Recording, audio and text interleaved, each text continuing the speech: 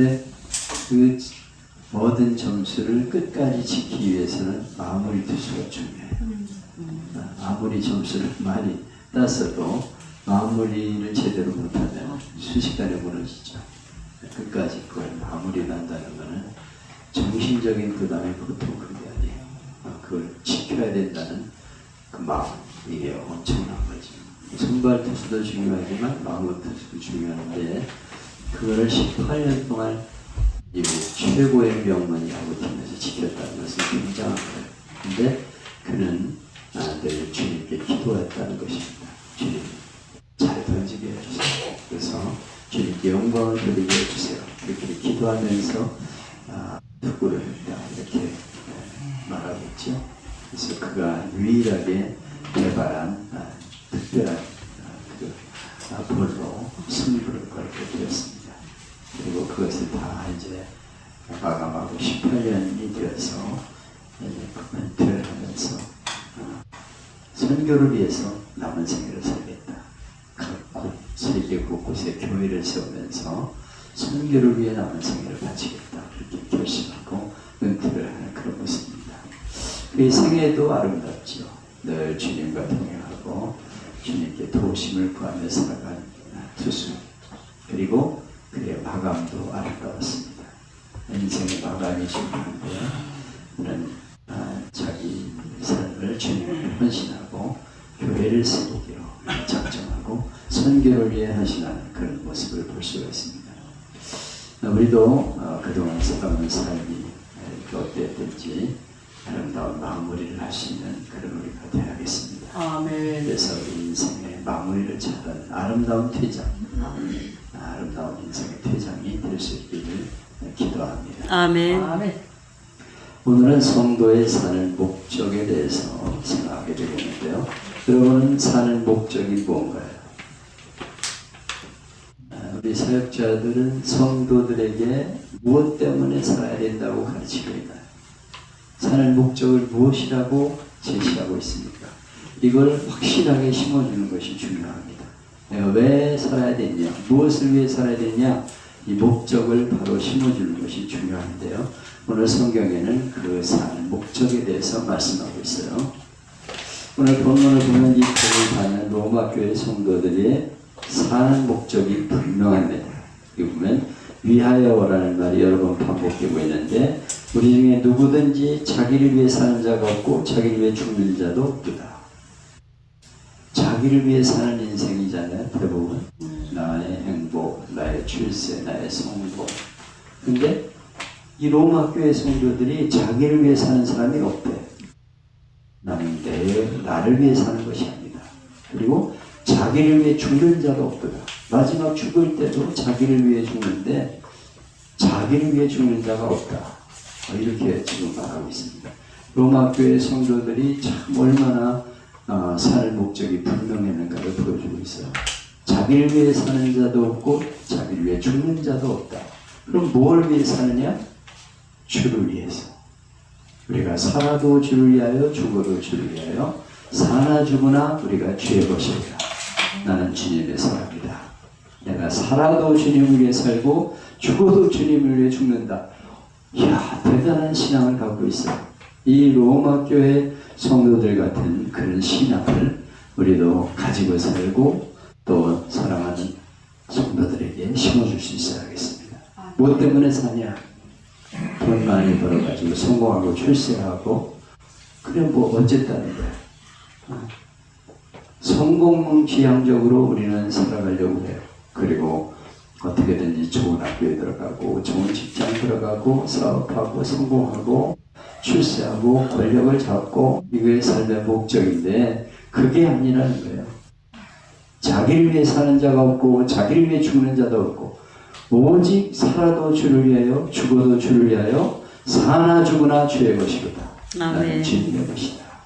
사나 죽으나 살아도 주를 위하여 죽어도 주를 위하여 오직 주님을 위한 삶이라고 분명하게 목적을 갖고 있는데요. 이게 로마 교회 성도들이었다는 거예요. 얼마나 신앙이 확실합니까? 우리도 분명한 삶의 목적에 대해서 세울 뿐 아니라 성도들에게도 딱 물어봤을 때 뭐 때문에 삽니까? 근데 네, 저는 주님을 영광을 위해 삽니다. 살아도 주를 위해 살고 죽어도 주를 위해 삽니다.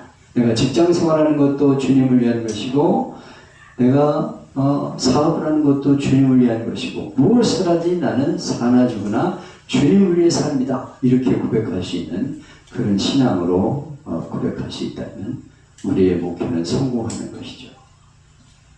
그런 목표가 되기를 우리는 지향하면서 꿈꿔야 될 것입니다. 이 세상에 사는 것보다 중요한 게 있습니까? 있습니다. 사는 목적을 분명히 하고 살아야 된다는 거예요. 뭐 사는 거야 뭐 되는 대로 살 수 있죠. 그런데 그것보다 중요한 거는 목적을 분명히 하고 살아야 된다. 왜 사느냐? 사는 목적을 분명히 하고 살아야 된다고 말씀하고 있어요. 목적이 없는 삶은 사나마나한 인생입니다. 결국 내가 가지고 있는 목적만큼 의미 있는 생애를 살아가는 것이죠. 사람들은 자기를 위해 산다고 생각합니다. 그래서 돈을 벌고 출세하고 공부하고 마지막에는 내가 왜 이렇게 살았지? 이렇게 후회합니다. 목적을 잃은 것을 저만큼 가서야 깨달아요.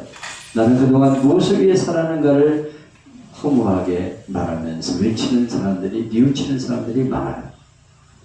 바로 그런 사람이 불행한 사람입니다. 자기를 위해 산다고 생각하기 때문에 몹쓸 짓들을 해요.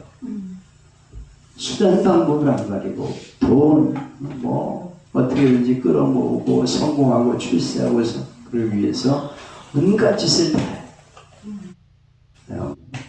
지금 현재 일어나는 그런 얘기를 구체적으로 얘기 안 하지만 여러분은 아마 아실 거예요. 재산을 차지하기 위해서 자기 형을 감봉에다가 집어넣고 정신병에 집어넣고 쌍소리를 하는데 형이나 형수한테 온갖 쌍소리를 다 해요. 인간 말종이에요. 이런 사람이 대선에 나온다는 자체가 창피해요. 어떻게 그런 사람이 도지사를 했으며 대통령까지 꿈꾸고 지금 일을 다니고 있습니까? 난 참 이건 창피한 일이라고 생각합니다. 어떻게 이럴 수가 있어 이 나라가. 그런 사람이 대통령이 되면 어떤 나라가 되겠습니까? 무자비에 그냥 자기 방해되는 것들 그냥 무조리 갖다가 쳐넣는 거예요. 앞으로 이 나라가 심히 걱정됩니다. 그래서 우리는 기도해야 됩니다. 이기적인 사람은 마지막에 목적을 잃어서 허무주의에 빠지게 되고 인생 부상에 빠지게 돼요. 결국은 내가 이거 허무한 인생을 살았구나. 도대체 무엇 때문에 내가 살았냐 이런 생각을 하게 되는 것이죠. 뭐 양심 없는 사람은 그런 생각도 안 하지만은 양심이 있는 사람은 자기를 돌이키며 내가 이거 헛된 인생을 살았구나 이렇게 생각하죠. 자기를 위한다고 많이 벌어놨는데 마지막에 갖고 갈 수 있습니까? 심지어는 내가 병들었을 때 고쳐낼 수도 없어요. 돈을 얼마든지 줄 테니 내 병 좀 고쳐주세요. 의사를 붙잡고 매달려봐야 고쳐집니까? 결국은 나를 위해 버는 것이 아니에요. 잠언에 악인이 재산을 모아놓은 것은 선한 사람을 위한 것이다 이렇게 말씀하고 있어요. 열심히 악한 짓에 돈 모았는데 결국은 내가 쓸 게 아니야. 다 다른 사람이 쓰게 된다는 것이죠. 다른 사람 것보다 더 많은 것이죠. 중요한 것은 미래지향적으로 사는 것입니다. 무엇 때문에 살아가느냐? 오헬리의 말처럼 길가에 놓여있는 돌 하나도 목적 없이는 존재하지 않는다. 돌명이 하나 거기 떨어져 있는 것도 목적이 있어 존재한다는 것. 우리 인생들은 다 목적을 가지고 사는 존재들입니다. 나는 가진 게 없다, 나이가 많다, 배운 게 없다, 돈이 없다, 불능하다 그럴 거 없어요. 반드시 하나님이 주신 목적이 있습니다. 그 사람이 거기에 살아갈 목적이 있어요. 그 목적을 알고 우리는 정말론적으로 하나님 앞에 설 때를 생각하며 저 마지막 날을 생각하고 주님이 예비하신 그 날을 바라보면서 우리는 살아야 하는 것입니다. 파키스탄에 선교사로 나간 분이 있었습니다. 근데 고생하다가 간이 나빠졌어요. 많은 사람들이 권면합니다. 여기 있으면 죽으니까 빨리 한국에 가라고 의사도 말합니다. 그런데도 그는 고집스럽게 말합니다. 이대로 넉넉합니다. 여기 있는 사람보다 내가 더 건강해요. 그리고 그가 마지막으로 이렇게 말했습니다. 나는 가능한 한 여기서 선교사로 있다가 죽고 싶습니다. 결국 그는 자기 말대로 파키스탄에서 죽었어요. 보십시오. 그는 죽음을 자기가 선택한 것입니다. 죽는 것보다 자기가 하는 이 선교사의 일이 더 훨씬 크다는 것을 알고 있기 때문에 나는 이 사명을 위해서 여기 살다가 죽고 싶다. 적어도 그리스도인이라면 삶의 목적이 분명해야 합니다. 좀 더 나아가 죽을 이유까지 가지고 내가 무엇을 위해 죽어야 하는지를 알고 살아가야 합니다. 이것을 위해서는 나는 죽어도 좋다, 오늘 죽어도 좋다, 이런 마음으로 일하면서 생애를 마치게 되는 것입니다. 예수님이 십자가 지시기 전에 말씀하셨습니다. 내가 예루살렘으로 올라가면 핍박을 받아서 죽게 될 것이다. 분명히 여러 번 말씀하셨어요. 그러면서 예루살렘으로 올라가십니다. 성경을 보면 예수님은 예루살렘에 가서 도전합니다. 성전에서 물건을 파고 사는 사람들을 다 내어 쫓았어요. 채찍을 들고 그들을 후리치면서 내 집은 만민의 기도하는 집인데 내 아버지의 집을 어째서 강도의 소굴로 만드느냐 그러면서 그들을 때립니다. 그리고 제사장들을 향해서 말합니다. 폭탄선을 했죠. 세리와 창기가 너희들보다 하늘나라에 먼저 들어가리라. 이야, 이게 엄청난 얘기를 하고 있는 거예요. 사실 그 말 한마디로 맞아 죽어도 싼 거죠. 어딜 감히 제사장과 바리새인들한테 그럴 말을 합니까? 세리와 창기가 너희들보다 먼저 하나님 나라에 들어가. 정신 차려 이놈들아 하면서 소리를 질렀어요. 여기서 살아남을 수 있습니까? 그래서 신학자들은 예수님이 자살이냐 태살이냐 예수님은 아직 죽기를 작정하고 말했다는 것이요. 나 죽여라 그러고 달려들었다는 거예요. 예수님의 죽음은 목적을 위한 선택적인 죽음이었어요. 나는 예루살렘에 가서 죽는다. 복음을 위해 죽고 생명을 구원하고 수많은 사람을 구하기 위해서 죽는다. 그 목적을 향해서 그는 예루살렘으로 들어가 죽었습니다. 선교자들도 마찬가지죠. 마지막 순간에 거짓말 한마디면 살 수 있어요. 초대교부 폴리캅은 많은 사람들에게 존경을 받았어요. 그래서 죽기가 아까워서 주변님 한마디만 해주세요. 내가 거짓말이라도 좋으니까 나 예수 안 믿겠다. 한마디만 하면 풀어주겠습니다. 어디 가서 인사 자유롭게 사세요. 그리고 다른 데 가서 복음을 전하고 당신 믿는 예수를 전하면 되지 않습니까? 그때 그는 이렇게 말합니다. 하나님께서 80평생 내게 거짓말 안 하셨는데 내가 어찌 내 한 목숨을 살기 위해 거짓말을 하겠습니까? 나를 이대로 죽이십시오. 그래서 그는 화형에 처해 죽어요. 장작불을 쌓아놓고 거기서 태워 죽입니다. 그래서 그는 기쁨으로 하늘나라를 바라보면서 죽어가요. 이것이 자살입니까? 타살입니까? 신실한 그리스도인은 자기가 죽는 것을 결정하는 거예요. 나는 이걸 위해 죽겠다. 나 죽여. 나는 거짓 없이 내 믿음을 지키다 죽겠다. 앞으로 그런 시대가 올지도 혹시 모르겠습니다. 믿음을 지키다가 살 수도 있고 죽을 수도 있는데 나는 끝까지 주님을 믿다 죽겠다. 죽여라! 그러고 죽을 수 있죠. 수많은 선교사들이 그렇게, 선교자들이 그렇게 갔습니다. 어느 시간에 우리에게 죽음이 임박했다고 합시다. 그럴 때마저 마지막까지 살려달라고 애걸복걸하지 말고 죽기 전에 이제 갑니다. 그만합시다. 더 이상 주사 놓지 마세요.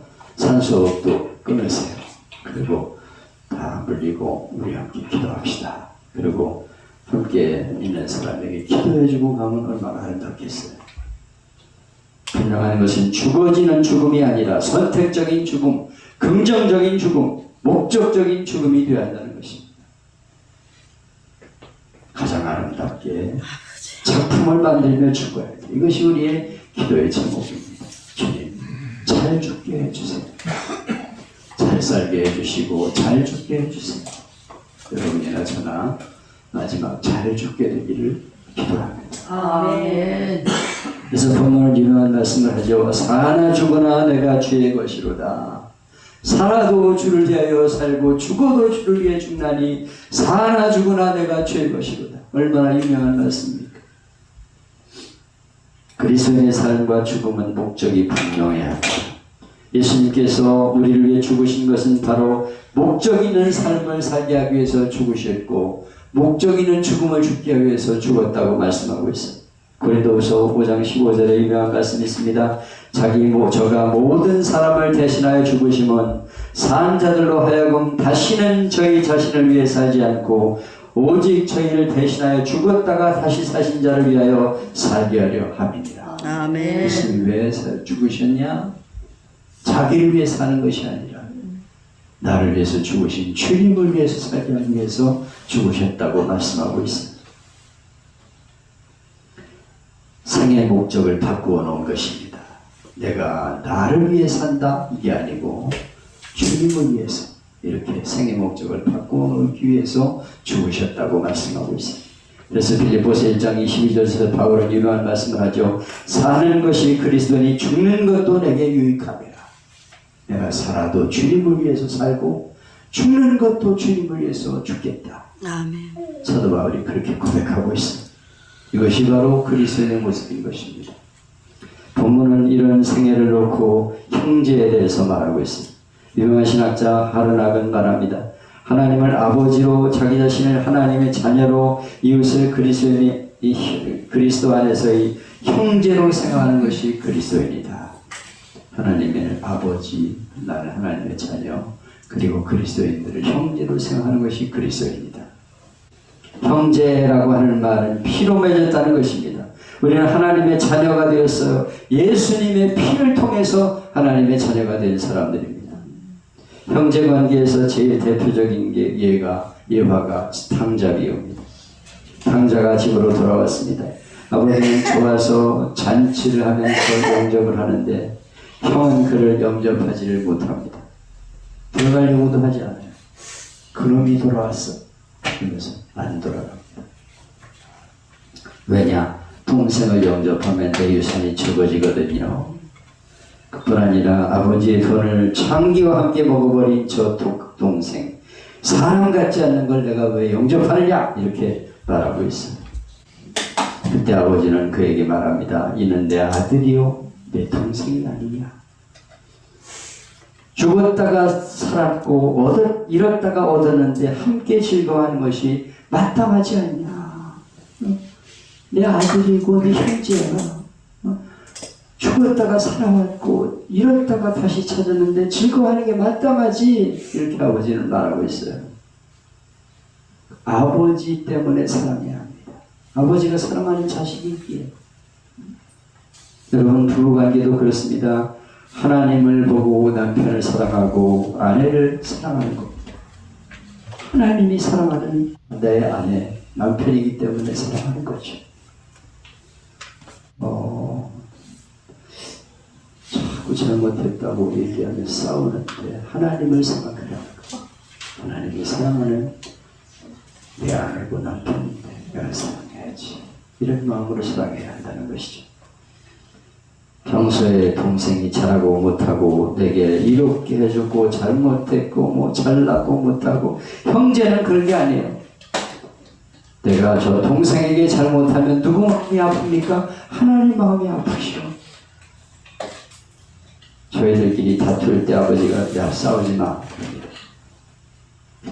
제가 저렇게 했었어요. 이렇게 명령을 하면서 막 말을 해요. 그때 아버지는 말합니다. 애들 싸우냐? 애들 싸워. 내 마음이 아프다는 걸 싸우면 교회 안에서 잘했다고 싸우는 사람들이 많아요. 얼마나 교회가 시끌벅적합니까? 아유, 그냥 고소사건 올라오는 거 보면 엄청나. 아버지가 아프시오. 애들 싸우냐? 애들 싸워. 내 마음이 너무 아프다. 아주 차이가 되고 있어요, 교회가. 유명한 얘기가 있습니다. 어떤 아버지한테 아들이 둘이 있었는데 형이 타락해서 많은 돈을 없애고 집을 나갔어요. 반면에 동생은 아주 효자입니다. 열심히 아버지를 위해 일하고 돈 벌고 온갖 정성을 다 기울여 모셨습니다. 그러나 아버지 회갑날이 되어 동생은 아버지를 위해 회갑잔치를 굉장하게 벌였어요. 아버지 친구들 다 초청하고 음식을 많이 차려놓고 그렇게 잔치를 열어주었습니다. 근데 아버지는 하루 종일 말이 없어요. 웃음이 없어요. 그것을 보고 아들이 물었습니다. 아버지 왜 그러세요? 왜 그러세요? 오늘 좋은 날인데. 네 형이 오늘 좀 올 줄 알았는데. 그래도 아버지 휴갑날이니 그 형이 돌아올 줄 알고 기다렸다는 거예요. 그런데 안 온다는 거예요. 그래서 내가 마음이 아파서 이렇게 웃지를 않고 있다. 그때 아들은 말합니다. 제가 형님 목까지 다 할 테니까 걱정하지 말고 마음껏 즐기세요. 아버지는 그래 고맙다 고맙다 그러면서도 여전히 눈물을 흘려. 보세요. 동생은 형을 용서하지 않습니다.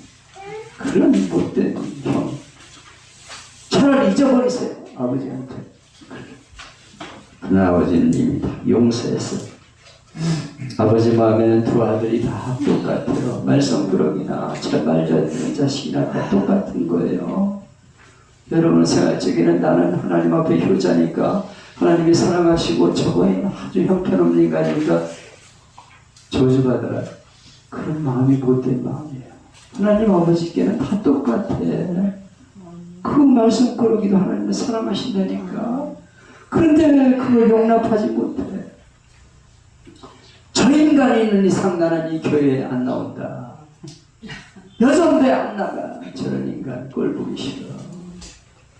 아이고 저런 인간이 소속된 거기에 내가 왜 나가. 그러면서 그런 동안 하나님 아버지는 마음이 아프시오.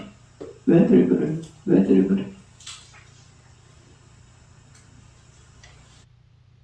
이것이 형제의 기본입니다. 하나님이 사랑하는 자예요.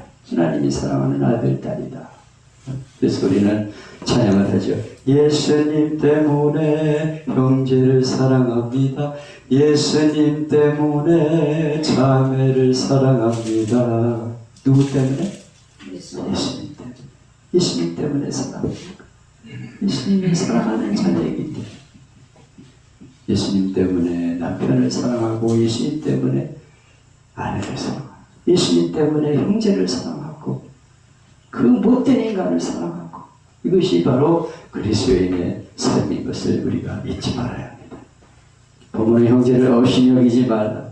가난하고 없인 여기고 못났다고 없인 여기고 그래서 다 하나님의 사랑하는 아들이요 딸이기 때문에 하나님의 사랑이 바로 거기에 있기 때문에 아버지를 보고 형제를 대하고 하나님을 생각하며 이웃을 대합니다. 그런데 물질을 보고 자식을 보고 지위를 보고 사람을 애모로 대할 때가 많아요. 이렇게 잘하는 사람은 잘하지만 못하는 인간은 저런 건 상종도 안 한다. 이런 생각하죠. 여러분 형제를 판단하지 말라. 없인 여기지 말라 말씀하고 있는데 결정적인 말씀이 여기 있습니다. 우리가 다 하나님의 심판대 앞에 서리라.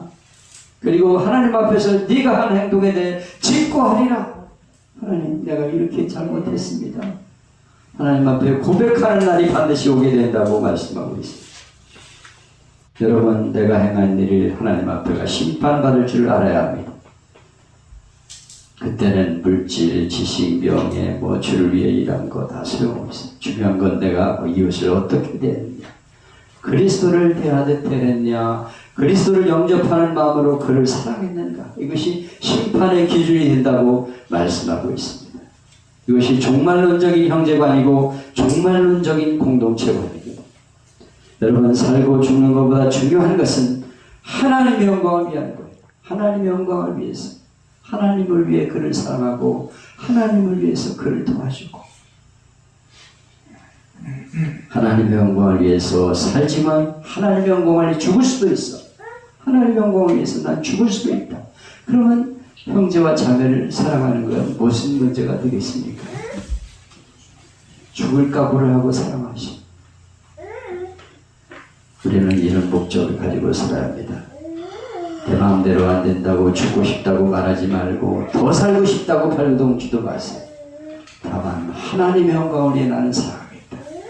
이 목적을 가지고 이웃을 여기지 말고 형제로 대하고 사랑하면서 그렇게 살아가는 것이 우리가 해야 할 그리스도의 모습임을 말씀하고 있습니다. 아멘.